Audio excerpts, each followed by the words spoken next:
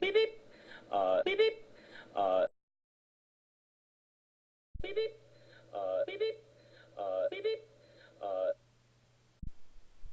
Okay, first let me start out by saying that Thunderfoot said in his videos leading up to this event that he didn't want to argue and he didn't want to debate because he thought that it made more sense to try to find some common ground and just have a simple discussion. Comfort even mentions this at the beginning of the video. So your assertion that he was ill prepared for the debate and looked like a total fool because of it is wildly ridiculous because it was never meant to be a debate to begin with. According to Thunderfoot, we're virtually the same. You atheists, myself, there's no difference whatsoever. The only thing he's willing to admit that's different between himself and Ray Comfort, himself and myself, is the thoughts in our brains. He actually said that they're virtually clones. Virtually clones. Ray Comfort articulates in a very kind way that we're unique individuals. We have unique individual fingerprints. Nobody has my fingerprints in the entire world. Nobody has my DNA in the entire world.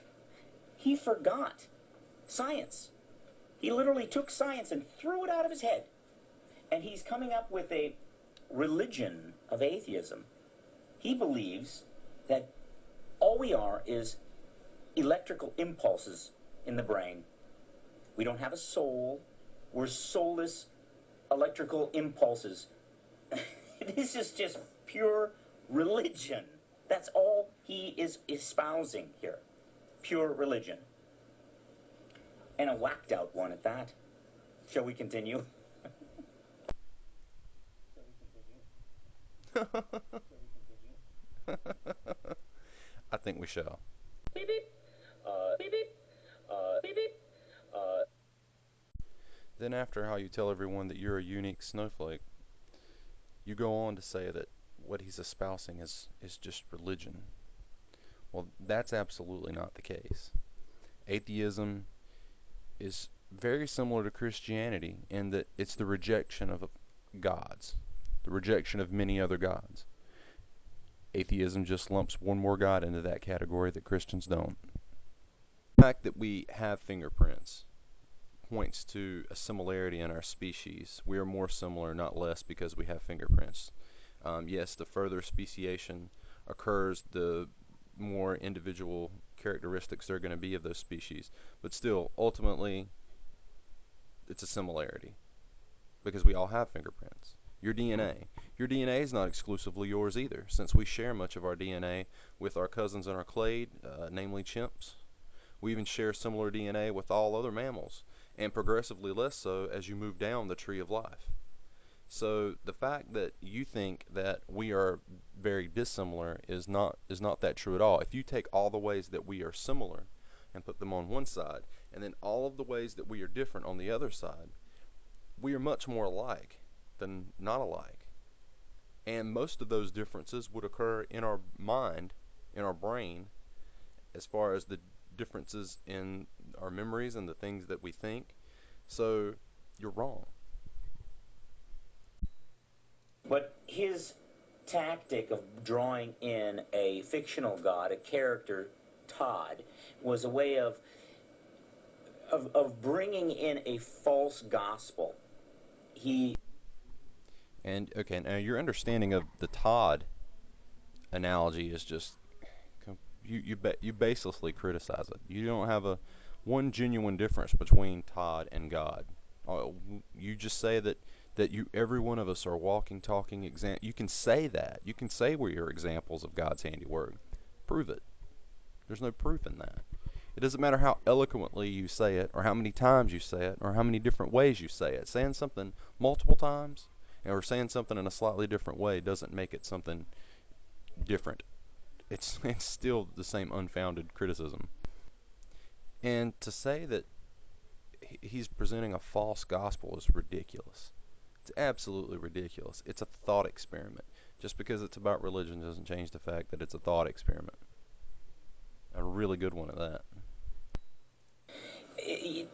Just answer the question, Thunderfoot. I mean, is rape wrong?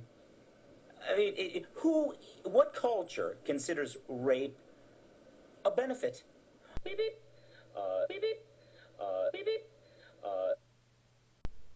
And whosoever lieth carnally with a woman, that is a bondmaid betrothed to an husband, and not at all redeemed, nor freedom given her, she shall be scourged. They shall not be put to death, because she was not free. And he shall bring his trespass offering unto the Lord. Leviticus 19:20 and 21.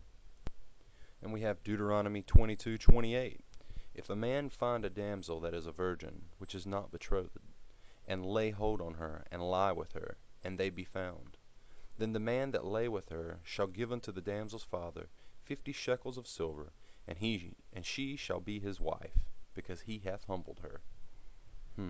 That must be really, really comforting for the woman to know that at least she'll now be provided for by the man who raped her, by marrying him and being forced into basically servitude.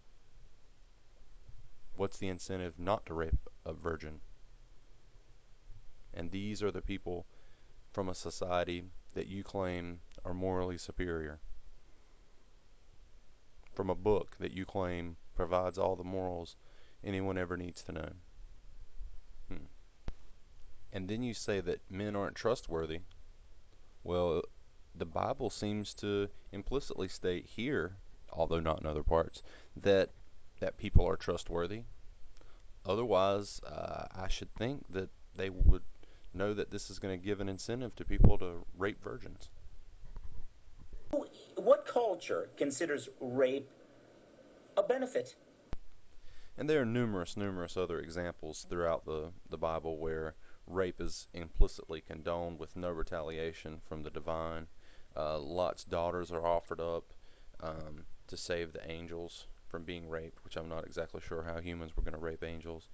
Then there's also the case of David's son raping his concubines, and the son is not punished, but the concubines are punished by having to keep house for the rest of their days. I don't know, that may have actually been a reward for them, but still, no punishment for the perpetrator.